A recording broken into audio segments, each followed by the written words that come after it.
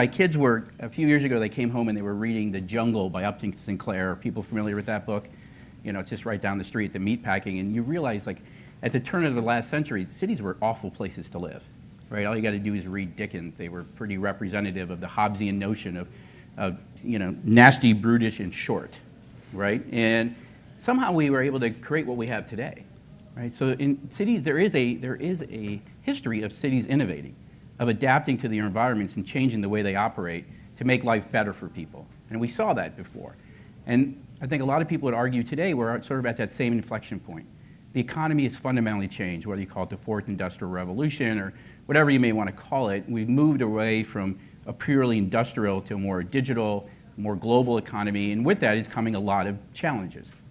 It's a very different economy. So really what we want to explore today is how do we adapt to that? How do we think about that? We've got more people moving into the cities. We've got broader, as Gabrielle was saying, we've got broader sort of international and national issues like climate change that affects cities. So what does that mean about how we run cities and how we not only just, when I was in government 20 years ago, we would talk about reinventing or re-engineering.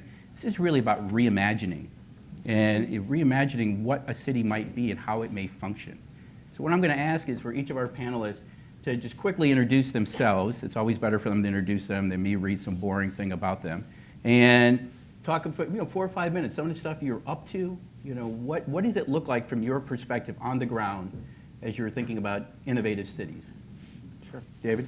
Sure. Well, thanks for having me. My name is David Zipper, and I guess my entire sort of career has been based around cities and innovation. So starting when I was back in college at Swarthmore outside of Philadelphia, when my friend and I went into North Philadelphia and set up a painting business. It was actually a nonprofit, but it functioned as a business, training entry-level workers in a predominantly African-American Latino neighborhood to work as house painters out in the suburbs where there's a lot of money in the Philadelphia area.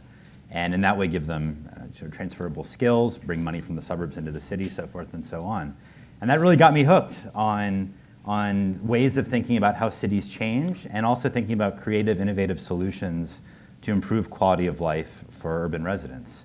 So I spent some time in research at Brookings in DC. I got a couple degrees. And eventually I found my way into the public sector. This will all lead to sort of what I'm doing now.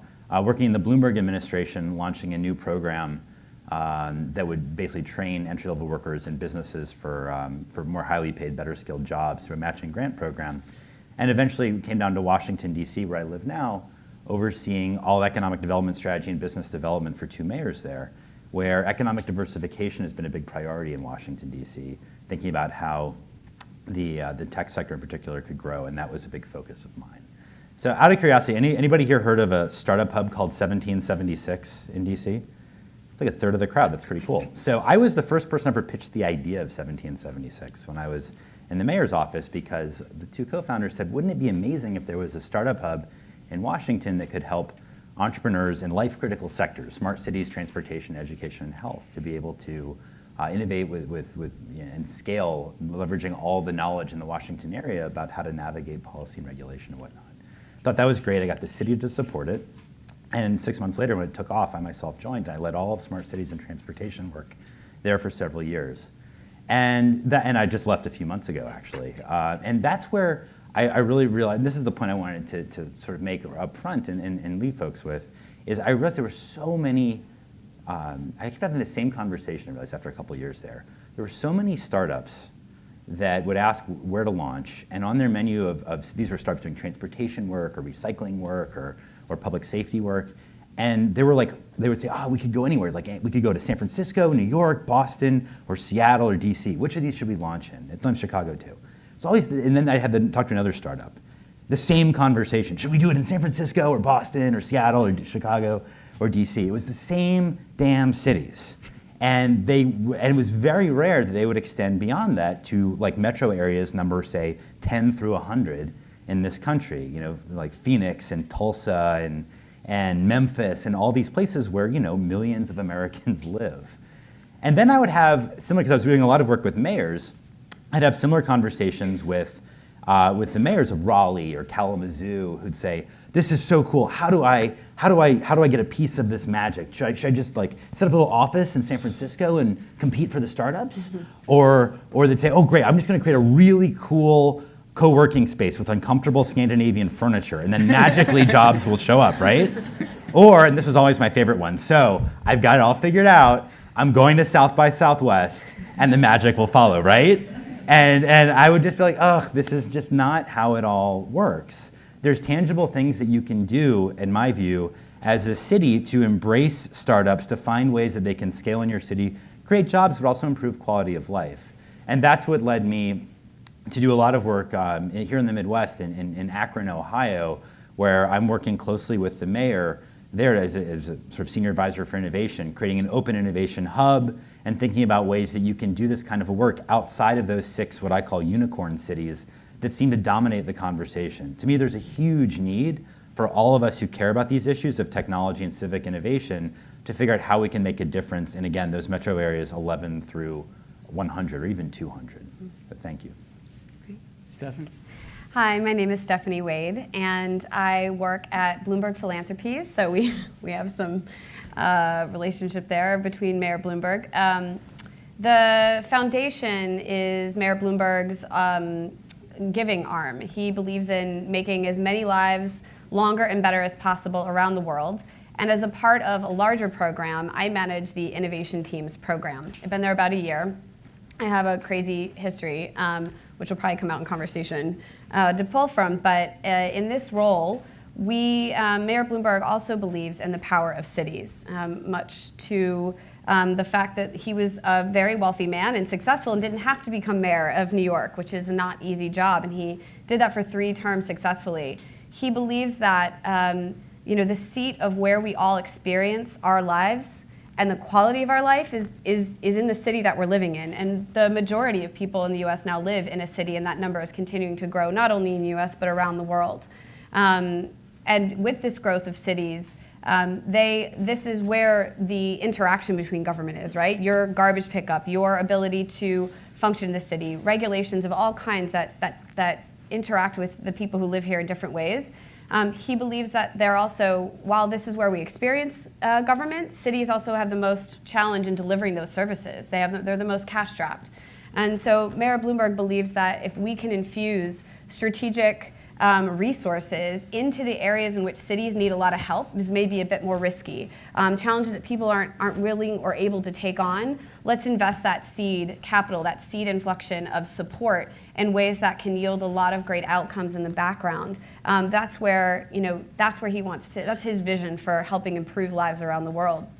As a part of that larger vision, the program that I manage is this Innovation Teams program. And this program is a grant that we provide to cities around the world, some big in the realm of the top 10, but some small, and geographically dispersed. And these teams are staffed with multidisciplinary innovators. Some are inside government, some are outside government. And these teams are embedded in city halls to work on the really challenging problems that cities struggle with: crime, homelessness, aging, infrastructure, education, all sorts of different issues that touch everybody's lives in different ways. And they are meant to go in and to really help find root causes of things. So often, not just in government, but in organizations, we think we know the answers, right? We think we know what needs to happen. But by actually digging under the surface and trying to find what the root causes are in these complex cities, right? Everybody's lives they're complex. The services that governments are asked to deliver are not in a vacuum. They all interact. So how do we pull out the things that are really the challenge and then think innovatively and creatively about how we can address those challenges differently? And so the cities that we invest in and the cities that are successful in trying to create more of a utopian experience, right? And are the ones that believe that government can be and should be better than it is now. And so we look for cities that have bold mayors that want to establish themselves as leaders and saying, you know what, we can do better, and we can expand our notion of what government can do for cities. And we really need the mayor to be able to be the person who steps out and says that, and then lines up the organization behind him to do it. We look for cities that leverage data, that want to really dive in and understand the quantitative elements of what's actually happening now, the what behind it, but then the qualitative why. Why is this really happening? Let's prevent having a culture of expertise in which we think we know the answers, and let's step back and try to find the real answers. And they do that by, number 3, the cities we look for, the third criteria and value is collaboration. That they're willing, the mayor and the city is willing to work across the different silos rather than just the Department of Transportation does their thing, the Department of Social Services is there. That's really not the reality of how people experience their lives in a city. How do we make sure these departments start talking together and working together to understand what the real solutions need to be and co-create them? They need to also be resident-centered. Right? That this isn't just about building collaboration across City Hall, but it's about going out into the city and working with the people who live there, really understanding fundamentally what people are experiencing in the problem areas that there are in cities, and let's bring them in not only to help understand the problem, but to co-create the solution. And so this is happening. We believe it is something cities can do and change, and our teams are having impact. They are reducing murder. They are reducing homelessness. They're improving economic value and diversity and growth in these cities. And it's not easy, and not everything has the biggest impact. But we're constantly iterating and working with the cities. And we see a lot of great things that have happened and a lot more potential in the future. And I'll stop there and look forward to the conversation. Thanks, Stephanie. Phyllis? Hi, everyone. My name is Phyllis Lockett, and I'm the CEO of Leap Innovations. And I believe that unless we have a smart and effective education system, we can't have a smart city. I actually grew up on the south side of Chicago. I am the product of Chicago public school system. Parents, both Chicago public school teachers. My intention in life was to have nothing to do with public education, but here I am. I actually worked in corporate America for a while. Came back to Chicago and noticed that the neighborhoods in which I grew up in were getting worse, and that I really wanted to figure out how I could translate my experience and my education and my background to make an impact. And I actually ran an organization similar to what you're describing for the city of Chicago, for the Civic Committee, the Business Community in Chicago, which looked at lots of challenges across our city and transportation, education, housing, and leverage business leaders and organizations to drive impact and change, and ran that for a while. But I pivoted to education because, quite frankly, of all of the things that I think drive a city, education is the core. And after working to scale the charter school movement here in Chicago, we opened over 70 schools in Chicago's most challenged neighborhoods. While we were making some progress, and even in Chicago we have a 77% graduation rate, which is amazing, only 30% of our students are meeting the national average on the ACT. And so when you think about a smart city and the talent pipeline that is required to connect to the future jobs that this economy is unfolding, the disconnect is palpable. And so at Leap Innovations, we work at the nexus of education and innovation. And the idea is to create or really transform our school system into a new system that is focused on personalizing learning, where we are tailoring the learning to the needs, interests, and strengths of every single student every single day, and leveraging education technologies that can arm teachers with the data on demand to tailor learning for that student. And we are piloting, in fact, Chicago's become kind of an R&D hub around personalized learning due to this work. We have been working with over 90 schools across our city where we are transforming the learning experience inside and outside of the classroom. Great, thanks. So it sounds like there's a few things embedded in what you guys are talking about. One is, how do you enable innovation within the city? And David, I think you're really focused on that. How do you enable entrepreneurship and innovation? And then the second piece is, how do you innovate within existing services, either incrementally or something as drastic as personalized learning as the scale? I'm curious. So I spent a lot of time thinking about like big companies don't innovate well. right? And they generally then disappear. I mean, GE struggling with it, IBM struggling with it, Blockbuster didn't innovate, Netflix sort of destroyed them, right? What do you see as sort of the biggest challenges in the ability for a city to innovate, or even create an environment, David, in your case, of innovation? I actually would turn to you first on this. This is really what you do day to day. Again, it really does start with the top. If the leadership isn't willing to embrace the vision of being an innovative city, it very little can happen. As great as it is to have a grassroots movement inside an organization, having actually done some work on being an entrepreneur and building an innovative culture within a large organization, government or not, if it's a big organization, there's bureaucracy and it's hard. So no matter what the intentions are from the kind of frontline people or the pockets of inspired individuals who want to see their company, or in this case, city government change, little traction can happen in those established bureaucracies without an incentive from the top to set a vision for change. That's number one. It really has to be. But it's not in and of itself enough for a mayor to say, let's be innovative.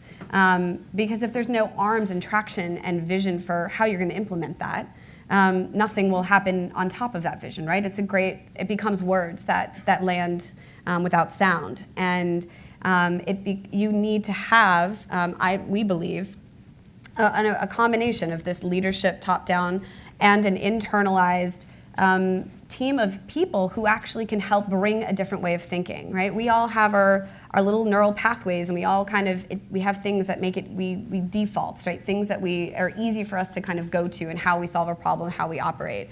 You need to introduce disruptive thinking, disruptive problem solving, look at this from a different way.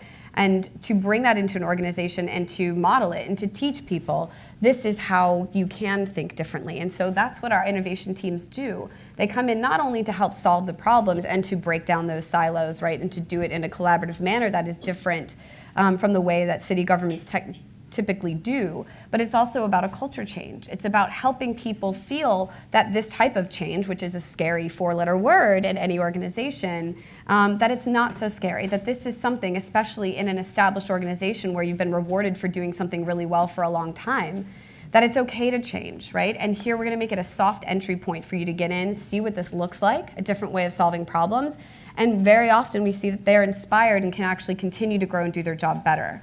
And so it's a bit of a surgical strike team, right, that comes in. One of the mayors that we had, Mayor Landrieu in New Orleans, called them his Navy SEALs that would actually come in and bring a different way of thinking, help tackle a problem, bring everybody in so it was co-owned by the city and the residents in a way that was really, really powerful. And then you really do have to embrace this notion of it's great to say we want to be a bold city, and the mayor says that, and the team's there, and you come up with new ideas and understandings of the problems, but if you don't have the mechanism to actually see that bold vision through to creating those bold ideas, that's where you kind of can fall off the cliff a little bit.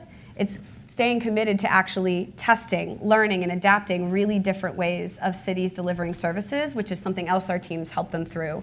A rapid prototyping for anybody who's in that kind of environment. There are ways to help bring this into reality and to get cities to feel more comfortable taking risks and trying new things. And that's something else that our teams really help cities do. And it takes a combination of a lot of those things and measuring success.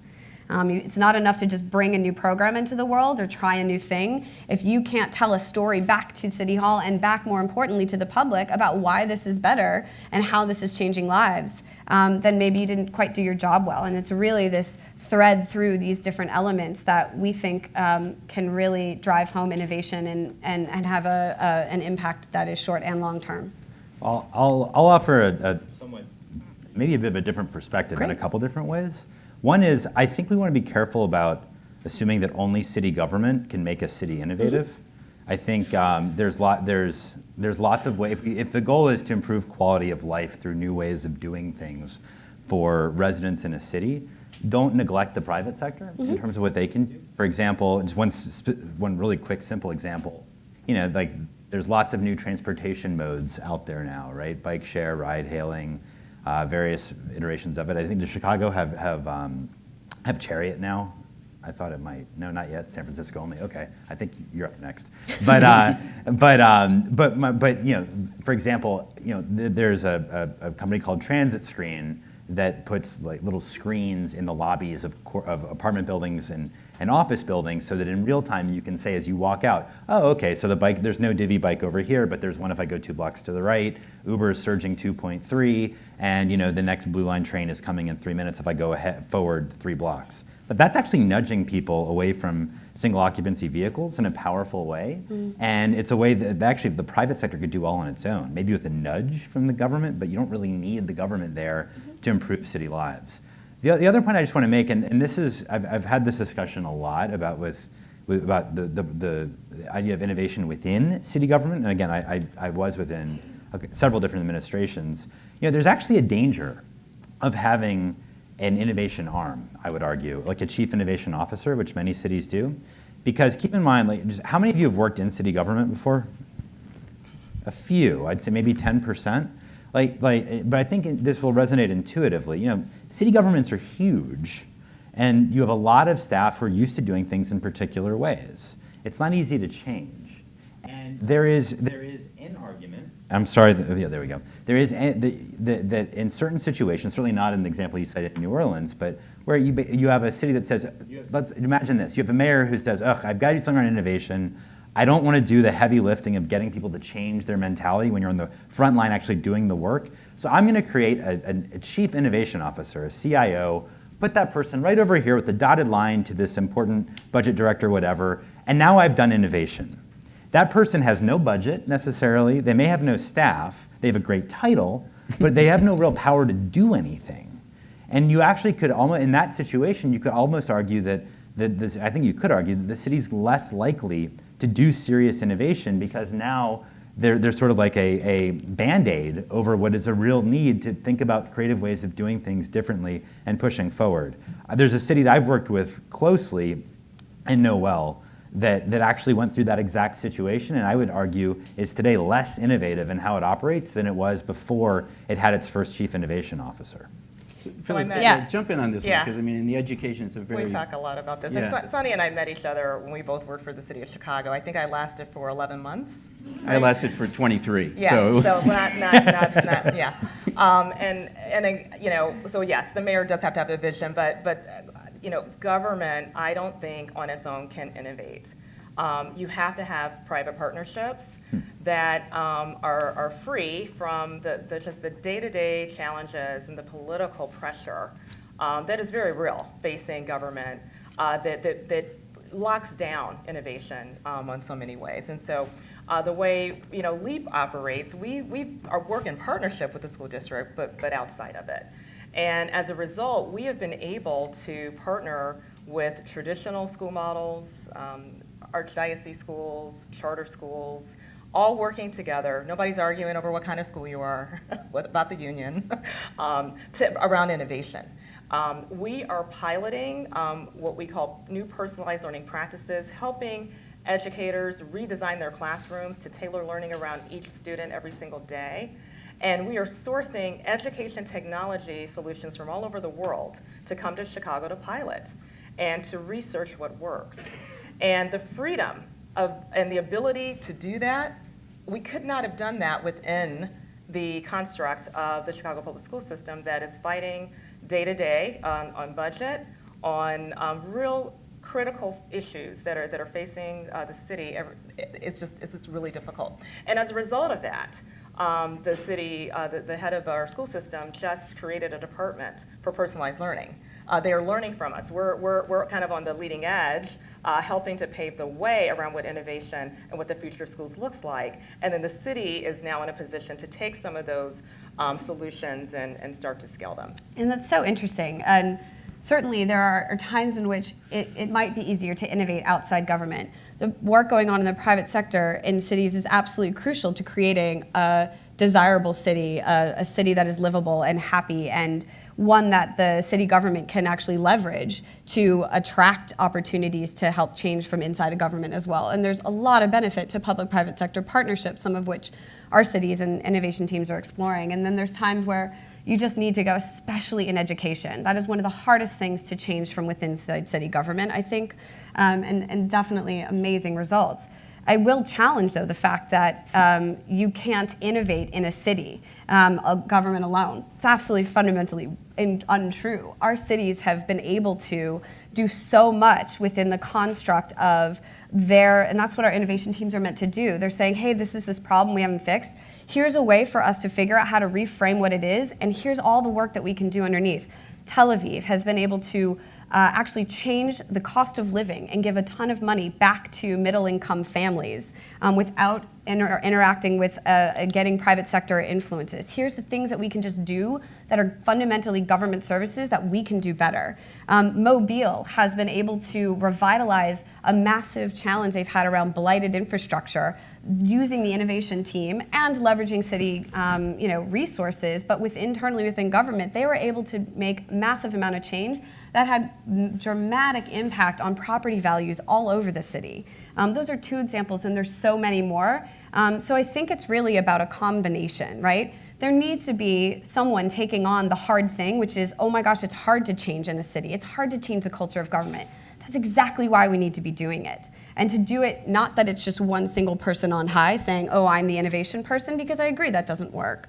Nor does any organization from inside government without resources or a team to do something. But when you have dedicated people who are saying, we're going to do this together and we're going to bring the whole city hall along piece by piece, we're going to do what we can as fast as we can to make things as better as fast as we can. We're also going to look to the inspiration outside of government. Let's make sure that the private sector is enabled to have a lot of impact and change in a city. And then how can we make sure we're leveraging the good work going on and bring them into the city? So it's really, I believe, a multi-pronged approach.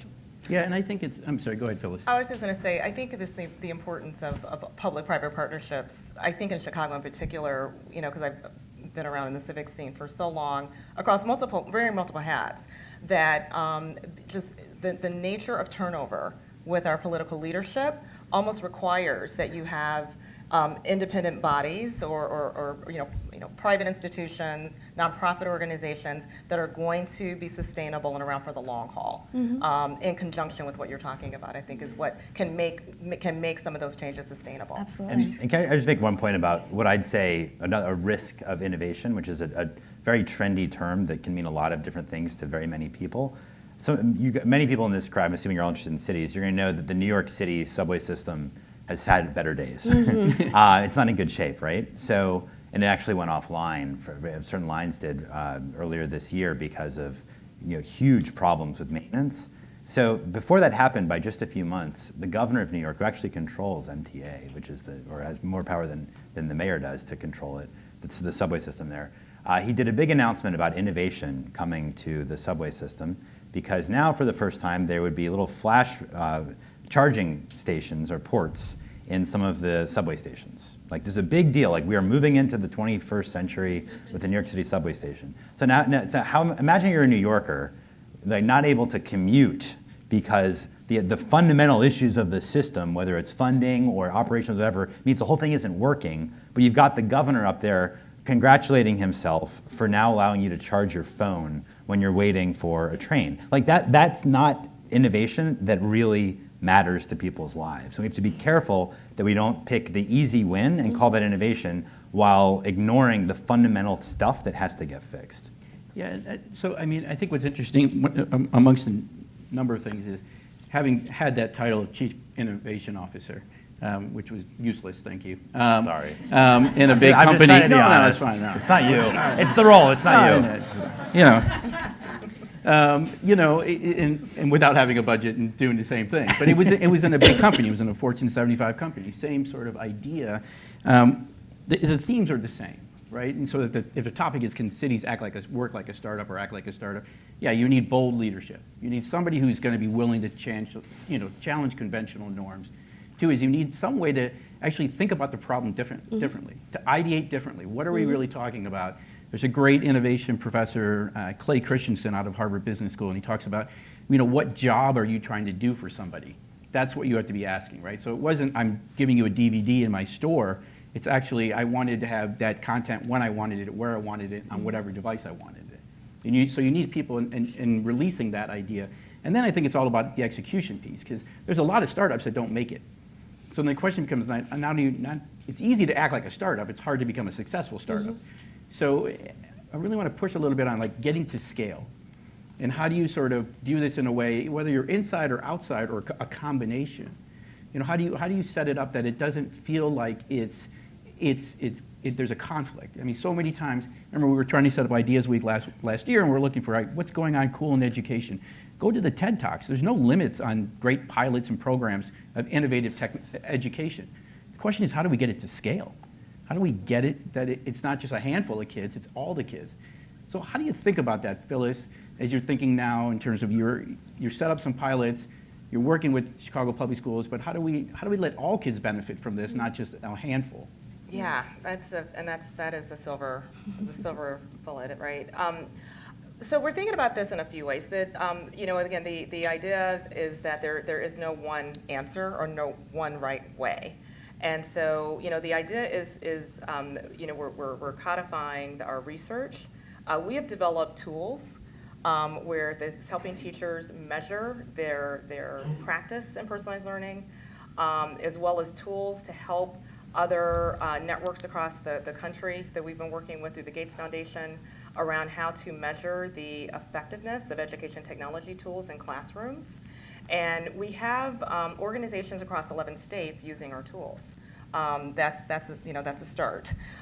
We are also expanding our work here, not only in the city of Chicago, but throughout the region. We have a number of suburban districts that are now coming in and partnering with us. And so it really is about codifying these practices, doing the right research to determine the metrics, and publishing it, getting it out and codifying tools, and scaling that really with technology. I mean, we're identifying our own technology platforms in order to get that deployment out to as many schools as possible. Can I just push on that a little bit? Because it seemed like when I look at the charter school movement that happened, it seemed like that it was set up almost in conflict. It was almost like, look, Chicago Public Schools, you can't educate kids. We're going to go create something out. Whether that's the right, there was a perception of that. No, but there was a perception. There was a perception of the Chicago Teachers Union of feeling it that way. Well, again, let me just finish. So it seems like eventually you've got to have them as partners, and it sounds like what you're doing now is really saying, hey, we're going to prove this out. We're going to show that it works, and it's going to make you a better teacher. Absolutely. So you're really involving them in the solution from that perspective. Yeah, and that's why I feel really strongly that substantive change in public education or in cities is going to be bottoms up. It's not going to be tops down, because it's going to happen on the front line where education is happening. And that's with teachers. And so we've designed our pilots with teachers co-designing with principals on what it's going to look like. Right. What types of tools are they going to bring in? How are they going to apply them? They know their students the best. And that is what's really helped to scale this work in Chicago. We've only been around for 3 years. And I've got veteran teachers coming up to me, 30-year-old teachers, saying, I feel like I'm a new teacher all over again. This is exactly why I wanted to become a teacher in the first place. Right. So when you have that kind of bliss with educators who everybody says, hey, they aren't going to change, they're not going to do anything differently, it can happen. And Stephanie, I mean, your whole approach is that design thinking in that way of bringing people into the process. Mm-hmm. So it's really like co-create, like you said that, but it seems like being an essential element here. Yeah. Is it can't be something off on the side, like I'm going to put 5 people in a room and they're going to do some startup. I've got to really leverage the people I have. Yeah. Within government. And that's the most challenging, I think, well, I don't know if most is the right way to qualify it. One of the challenging elements of this I-Team approach, right, is how do you embed the capacity in city government without isolating them and alienating them from the rest of the organization, because their goal is to help others see and think and frame problems differently. And so we have developed in our program kind of ways of kind of creating a landing ground when a team first comes in. We do a lot of work talking about it and getting all of the stakeholders involved in City Hall, regardless if they're going to be one of the projects that are worked on initially or not, to help explain what this is and to make sure that the teams are doing as much of that engagement as possible. Again, their model, they are not successful when they're doing it on their own. And that is a message we definitely bring to them and that they learn.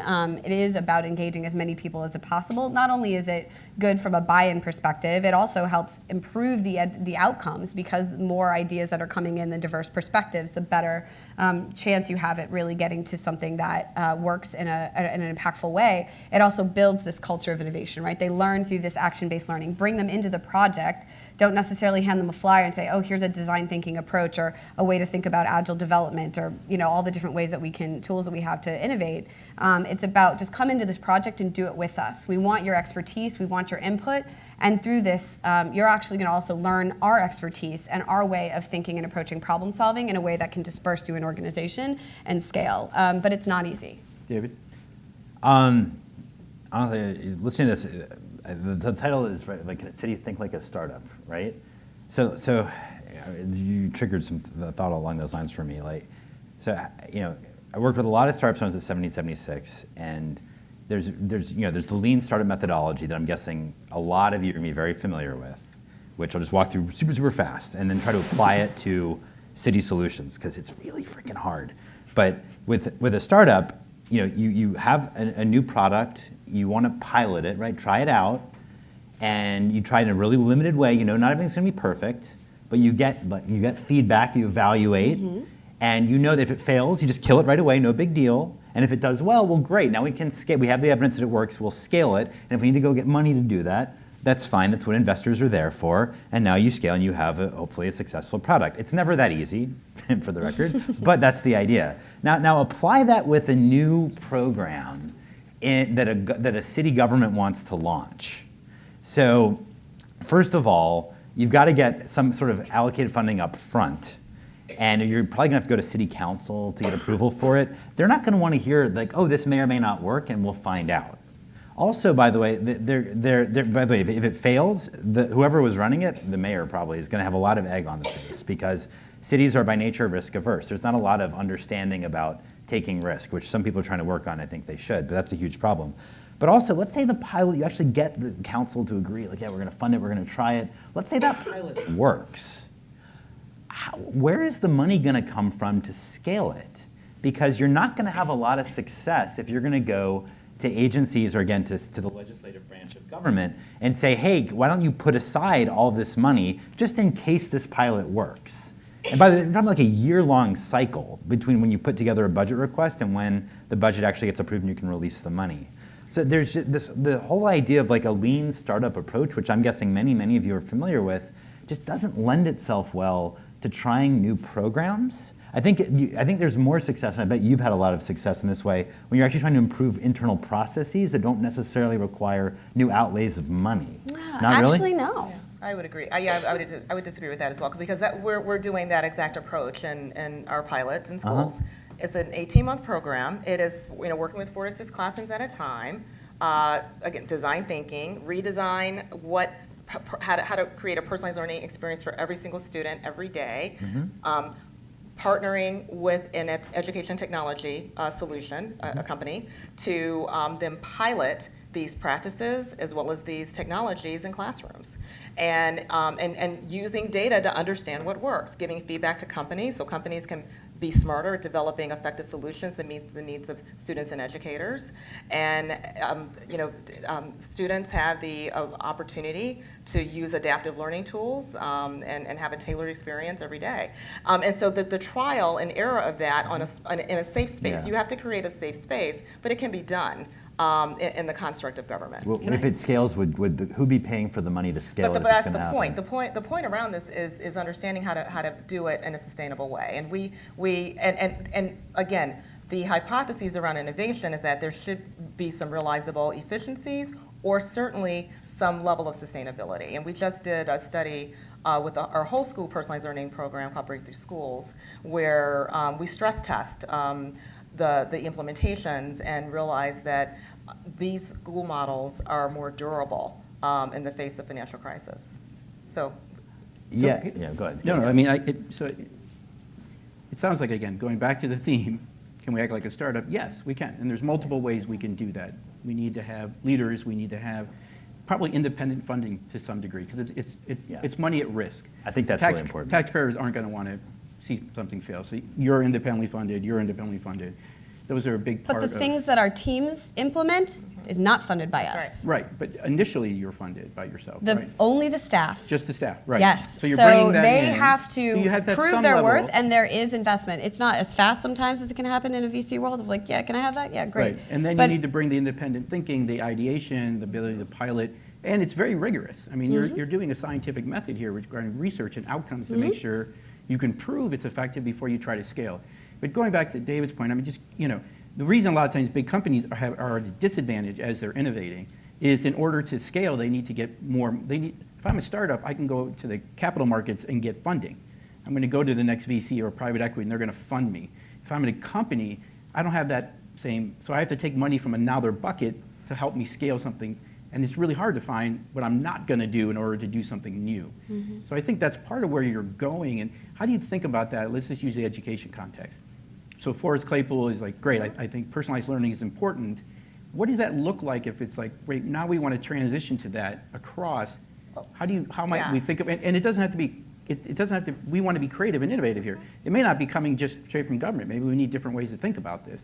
But how do we do that? Yeah, I think we do need different ways of thinking about it, because let's face it, government in general is not the most efficient body, and so the sources of funding that is getting not as highly leveraged, quite frankly, that could be redeployed to invest in some of these innovations, I believe is there, especially when you've got strong leadership that is willing to make that a priority. Right. That said, with Chicago Public Schools in our pilots, we require that the school teams put in 50% of the cost of the pilot, and then we'll raise the balance 50% with philanthropy. They have to put skin in the game. I think government has to put skin in the game, especially, again, as you think about creating solutions they're going to invest in and that will be sustainable and viewed as a priority. Number one. Number two, I think a lot of these initiatives, you have to, part of the analysis is not only the research of outcomes, it's also the financial due diligence to ensure the sustainability of these types of innovations. Again, in some of the schools that we've been working with, these are more, what I would call productive models, effective models around education, where they're co-teaching models. Grades are kind of disappearing because it really is about tailoring to the needs of students. So the grade level, you'll see schools, classrooms with kids across multiple grade levels and co-teaching models. And so schools have been leveraging the ability to teach more students, to target the staff more effectively, and redeploying those resources into the school to do more. So I think that's where you've got to find these innovative solutions that aren't just great, cool ideas, that they can actually yield outcomes that are sustainable. I got to say, I think for really risky approaches, I'm not sure government has to have skin in the game. Not necessarily in education, but I'm just thinking about programs writ large. Like, and I've done probably a lot more work in transportation personally than education. But I think in Kansas City. Anybody here from Kansas? You're probably out from Chicago. What am I asking? But in Kansas City recently, the one person put his hand up. Hi. There was a goal of the Mayor James there to get people onto a new streetcar line and sort of like the nascent public transportation system. They didn't have a whole lot of money, but they were open to being creative. They have a very strong CIO in Kansas City. And so what they did is they worked with a company called Bridge, BRIDJ, which has this real-time cool service to basically allow you to say, I'm standing right here and I want to go over there, and then they'll reroute their shuttles in real time to pick you up and get you where you want to be. So it's a way of expanding the transportation network of Kansas City in conjunction without the city actually putting any more money in. The city said, yeah, this is great, we'll publicize it for you, we'll have it be an overlay on top of our existing bus routes. So the thing didn't work. Bridge failed. And it went out of service, and actually the whole company's gone. Now, is that a failure for Kansas City? I would argue no. I would say this was something that was tried. and it didn't work. And kudos to the government there for saying this is risky. We're lucky to have a private partner that's ready to assume that risk. I don't feel comfortable as a city official putting it on the taxpayers. Let's see what happens. Good for them. I think that's the right way to do it. So my point is you don't always need to have city skin in the game if there's a really risky approach that might deliver returns, but you really don't know. How do you think, I wanted to, from the audience perspective, I mean, we're all voters, we're all citizens, we're all... Well, not in DC. Do you guys know about that? All right, whatever. You can pick it later out front. So, but you know, how should we be thinking about that as we're making our decisions? As we're thinking about, like, we want these bold leadership. At the same time, we're all a little cynical about government. We're all a little cynical about what they're capable of doing. How do we as citizens give them sort of the space to be able to do this and to say, like, you know what, either I didn't co-invest and I put money in, or I didn't and I failed. How do we create that sort of, when you think about cities innovating or acting like a startup, there's a cultural dimension amongst the voters and the citizens. How might we think about that, and do we need to be thinking about that, I guess? Yeah, I mean, cynicism around government is I get it, right? It's not, the reason the innovation teams are there is because we're saying there's a fundamental need for government to do their job differently. I think we all agree with that. I think that it takes, and it's hard to break through that cynicism. It takes both sides, right? But the communication, what is communicated, the vision, the how, needs to be coming from the mayor and saying, look, city, I'm not going to talk to you the same way I have before. I want to have a different dialogue with you around what we need to do. We need to innovate. They need to create that case for change and help explain what that means to the city. It doesn't mean that we're going to start throwing your taxpayer dollars away.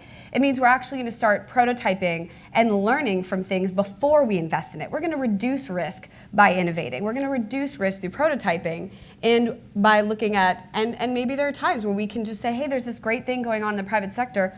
We don't need to invest money in it. Let's give it a whirl and see what happens in this part of our city. Or, great, there's ways of adopting and changing the fundamental dialogue around what we think government's role is and how they're communicating out, and that it's not always from a podium on high. That it is about, and it's not always a town hall forum, which I think that's not always the way to have dialogue with the community in an engaging way. It is about saying, come help us solve these problems. Come be a part of this prototype and this test and help us, contribute to it. It's not easy, but it is about changing the relationship and the expectations about government being here and the city being there and the people they're serving.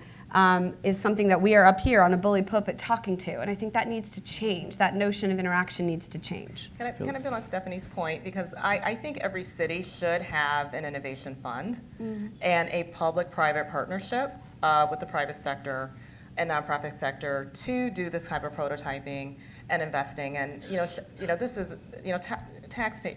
Talking about taxes in Illinois and Chicago this is a bad time. This is a bad time for us. And I got to be honest, I'd feel a lot better paying that 7 cents a bag at the grocery store now if I knew that the city or the state was actively pursuing innovations that's going to reduce my tax-paying dollar. Right. That would actually make me happy. I so want to believe that this can work. I really do. But do you guys, I just think that there are politics enters in here. And when when an experiment fails, even when it's known to be risky, there's so much risk. Do you guys remember Solyndra?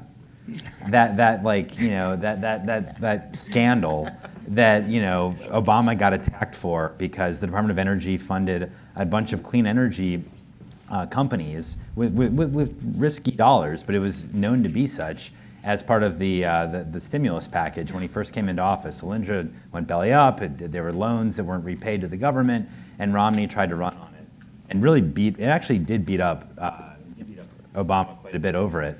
It was actually, the program did what it was supposed to do. There are a lot of other companies that were supported that did quite well. I actually think Tesla might have gotten money from it, but they did. Yeah. But Solyndra is the one that we all know about because there was an opposition that was able to use that risky bet that didn't succeed to smash Obama on the head with. And I worry that applies to cities too. Even if it's a little bit of money from taxpayers that goes into, even if it's a 1 to 10 leverage or whatever, I worry that opens up vulnerability that politically that can lead to a big backlash. Yeah, absolutely. Media loves to beat up on government, right? If government goes out with taxpayer dollars, does something and it doesn't work, it's an absolute massive story, and not saying that's right or wrong, but it is, and it creates risk aversion in government to try new things. If you're a private sector company and you fail, no one cares because I didn't invest my money in you. Or if I did, I might be upset because I'm a board member or I'm an investor. That's a different story, right? Government writ large, as long as no one was harmed as a result of that product or service, like, oh, that was great, you guys tried, it didn't work, or oh wow, that's a terrible scandal. But it's a different relationship with the media and the expectations of government, and that is a really hard thing to overcome. I mean, it is absolutely, especially at the federal level. I would say, maybe that's not fair, but anyway, that's a different conversation. But I think that's why mayors, it's more important to go out front and set different expectations. Hey, look, I want to be straight with you. We're going to try this thing, and it may not work. And here's what's going to happen if it doesn't work. We're going to learn. We're going to do X, Y, and Z. And I'm painting a bit of a Pollyanna picture. I believe in it. We see it working, but it's not easy. There is a conversation there with media, with the residents letting government try to change, right? Saying, I'm willing to accept this level of risk, which we do, and a lot of other services that we engage in that government provides, to get to a better outcome overall, right? And that's why it's so important to measure the impact. Are you actually saving money overall? Some of these things didn't work, but here's what did, right? And we're able to start building a picture of more things that work than don't, that get to better lives and happier lives overall. Yeah, so I'm going to open up to the audience in a minute, but it sounds like, embedded in this is the broader question of what's government's role. Yeah. And you're going to fall into that. So the cylinder example is people don't believe that government should be investing early stage in these sort of emerging technologies, right? And so a lot of... Or they just don't understand the risk. Or they don't understand the risk, right? I think that's the better argument. You sort Yeah, of, the that's whole probably definition of what government should and shouldn't be becomes part of the conversation as well. When you get into this, and should they actually be providing that service or not, or functioning in that role. So with that, I want to open it up to the audience. Yeah, so the question, I don't know if everybody could hear, is we have a different set of demographics around the people who are aging and what they're going to do, that they're not necessarily all retiring to Florida like my parents did in their golf community, but that there's a lot that are staying in place because that is the community that they love and have come to know. It's a challenging element that cities are starting to tackle. We have 2 cities in our program looking at it right now, one especially in Tel Aviv, which is looking at aging and loneliness, and seeing that loneliness is a bit more of a factor than the age and some of the challenges around that. And that loneliness isn't something that is isolated in an aging population, that it's something that's embedded throughout the community writ large in different ways. And so they are actually diving into that data. Their partners in city and outside city are all the ones that are in that space, and they're actually generating new thought leadership around this in a way that the city didn't have before, and some of the larger conversations around the world on it. And so I think there's a lot to be learned. It is definitely a challenge, but some of our cities are starting to look at it. There's some really interesting work going on in Seoul, in, it's one of the Scandahappies, Copenhagen. They're always the place I wish I was from because they just do so many great things that are looking at this and some of the interesting models of partnering young people and having roommates with some of the older people and building relationships there that are symbiotic in different ways, which is a great use of infrastructure, a great use of social mobility, and so many other things. So again, this is sometimes government can reframe a problem, and sometimes it doesn't need government. It can be social programs that rethink and repurpose and rethink. Again, it's about the reimagination of government and lives in cities that can have a lot of impact. I'm sure there's other examples that you guys may be able to speak to, but. Yeah, I actually agree with you completely about the social loneliness element being something it's actually attracting a lot of attention from startups as well, because there could be private opportunities, I think people are thinking. But just in terms of the built form of cities, if it is, these are projections that I'm familiar with. It hasn't happened yet outside of a few places, but if you are going to have a growing share of elderly in cities, it's actually pretty intuitive. You stop to think about just how we all take for granted, assuming that, we're baby boomers or younger, about mobility just doesn't apply once you get into advanced old age. Like, you can use Google Maps to navigate a city, but what if you're in a wheelchair? And how are you going to know if the curb doesn't have an appropriate cut to get onto? What about the difficult? The 35,000 people die in car crashes or often involving pedestrians or bicyclists, and a disproportionate number of victims of those are the elderly. How do we think about that in terms of how we design our streets regarding the speed that vehicles can go, and how we make it easier to walk at a fairly slow pace and feel safe? These are the kinds of questions that, in my view, cities are only just beginning to think about, and I think are going to be very important, as assuming this trend that people are expecting does come through. So that's an interesting point, because there's an old saying, don't go to where the puck is, go to where the puck is going, right? And to a certain degree, you're sort of... Heard that somewhere. Yeah, somewhere, But, so that's what you're sort of saying on some of this stuff, is really be a little bit... Part of the secret here is to understand where are things going to go, not just where are they today, and try to get ahead of them if you're going to try to be innovative or creative. Another question? Somebody else? I'm an electrical engineer, and we work in smart cities, smart buildings. Cool. But my curiosity is a think tank I was involved in Washington, D.C. that talked about brickless government. Brickless? Brickless. Brickless. Like no bricks. Yes. Yeah. And the idea of distributed services by the city through technology. So I'm curious if you guys have a couple of examples where you've seen, and obviously with the education, the other follow-up to that is access to students who don't have internet in their homes, especially the desert islands that we see so often here in the neighborhoods of Chicago. So the first one's just sort of brickless government. The second one, obviously, the access to internet. You want to take that one? Education first? Personalized learning? Yeah, so in terms of personalized learning, if what we see as the future of education is schools without walls. I think this notion that our kids are going to get or source all of their education in the four walls of a classroom that they happen to be assigned to is over. And so this opportunity that we see is really connecting the city's assets, learning assets, to create a connected learning experience for students to have pathways in and out of school in a credited way. So, an example is that if a student is struggling in math, they not only have, they can get access to education technology tools that we're giving them through the libraries. Our libraries are all wired, and they're very proactive. They don't have internet at home. But we can access tutoring programs that exist throughout the city, and also codify the data of what they're doing in those tutoring programs and give that back to the teacher, so that teacher in the local classroom can further tailor that learning experience for the student. Or if a student is interested in mechanical engineering, you mentioned engineering, this is a real example where a student got connected to a welding certification course, got their certification in welding as a high school student, is welding on the weekends, making $32 an hour. So you think about the power of a smart city that is connecting its learning assets with technology to create learning pathways for students tailored to their needs, interests, and strengths that enable dual credit opportunities, certification opportunities, career opportunities,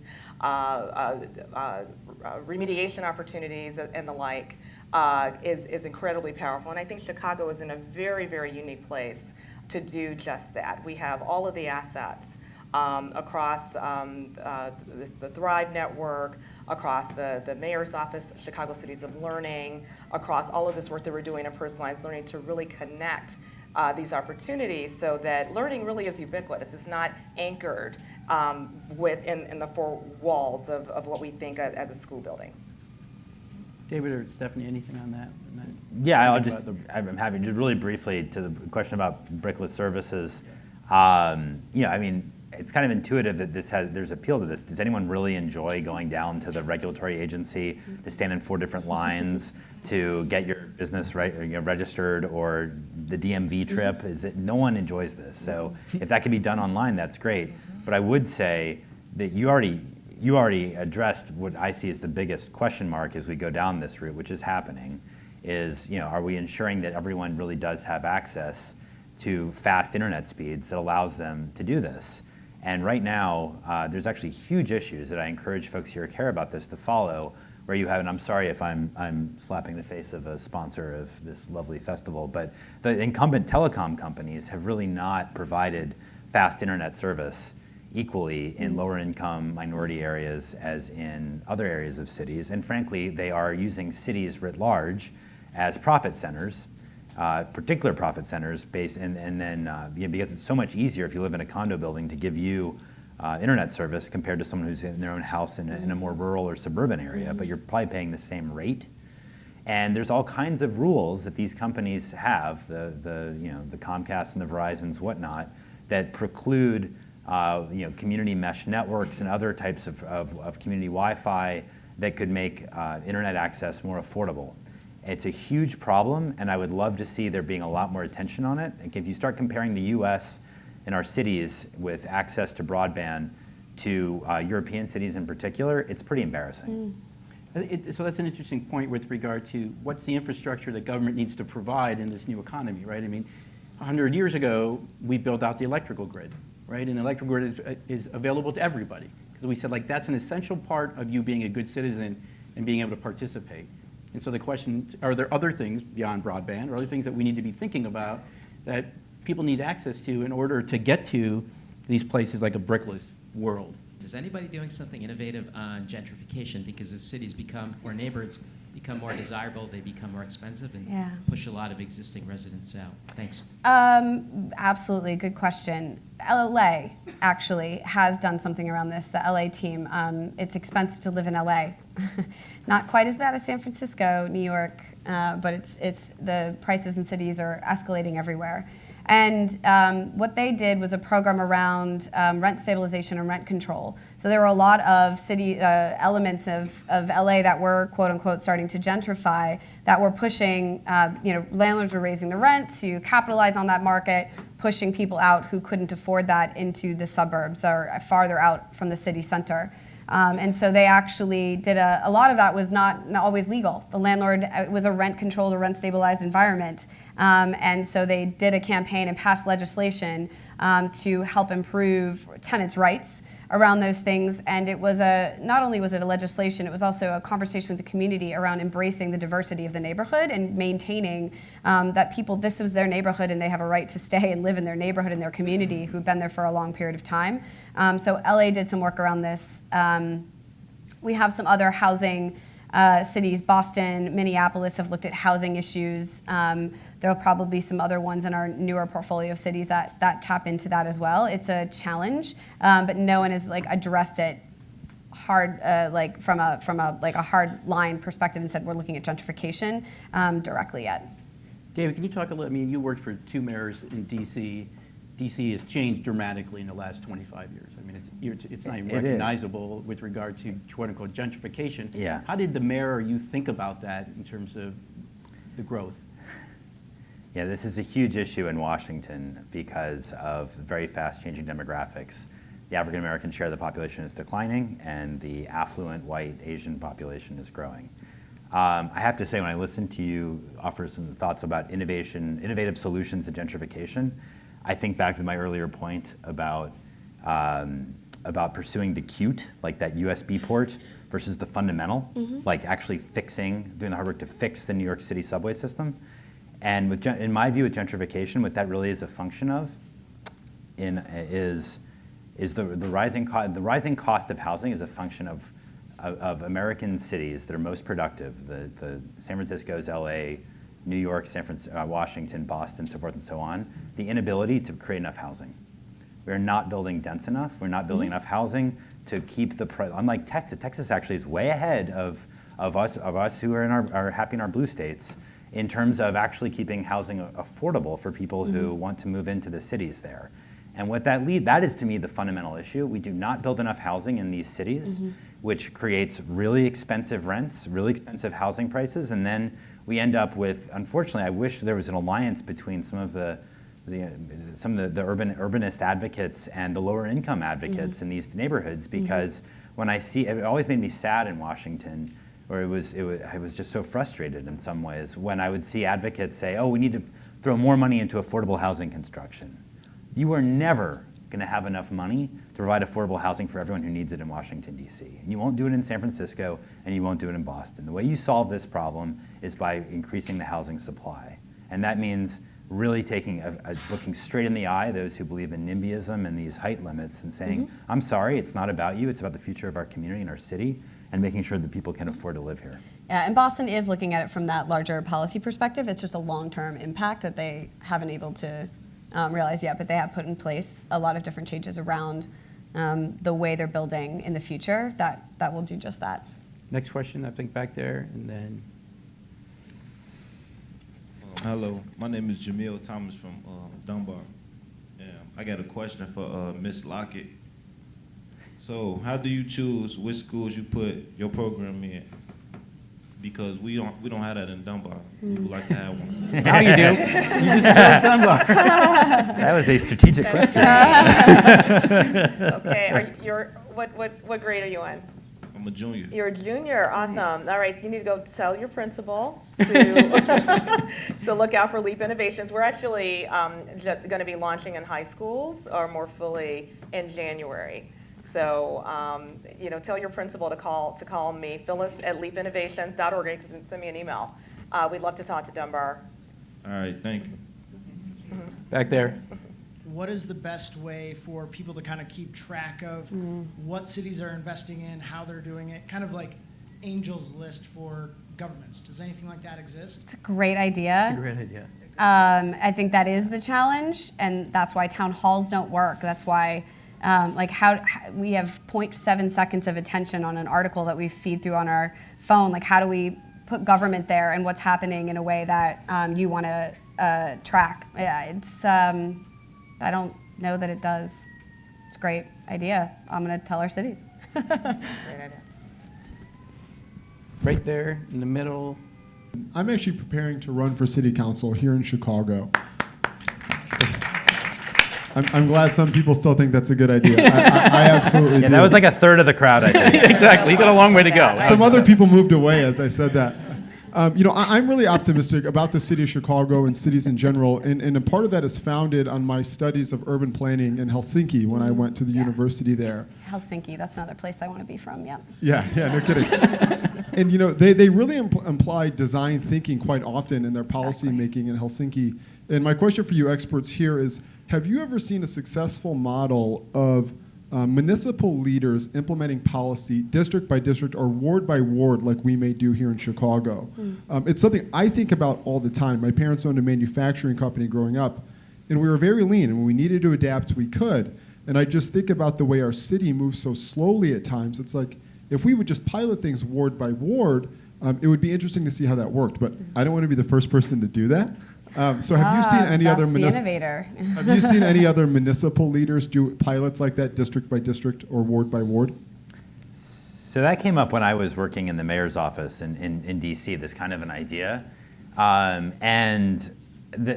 In terms of piloting things in neighborhoods, yes, that's one thing. Doing it ward by ward creates a natural sort of earmarking pressure for legislators, which usually the good government groups are going to come out strongly against. And I frankly am very sympathetic to that concern. But the idea of, in fact, the idea of piloting programs and piloting policies, I think is spot on, and something that, we were talking about that earlier, something that I think needs to happen more often. So it's time Thank to you. close, and let me just say, now having left the meaningless job with the fancy title, and being an entrepreneur, I mean, a lot of times entrepreneurships and startups are trying to operate outside of cities, outside of governments, to figure out, like, how do I not involve myself, right? I mean, even Uber, like, how do I operate outside of even legal or compliance? And so I just want to thank you all for really being, Teddy Roosevelt talked about the people who are in the arena and doing the heavy lifting. This is probably the hardest place to innovate. It's probably the hardest place to create a startup mentality and to get new ideas not only generated but executed and scaled. So, on behalf of the whole crowd, I want to thank the three of you for being on the front lines and helping us do that as a country. Yeah.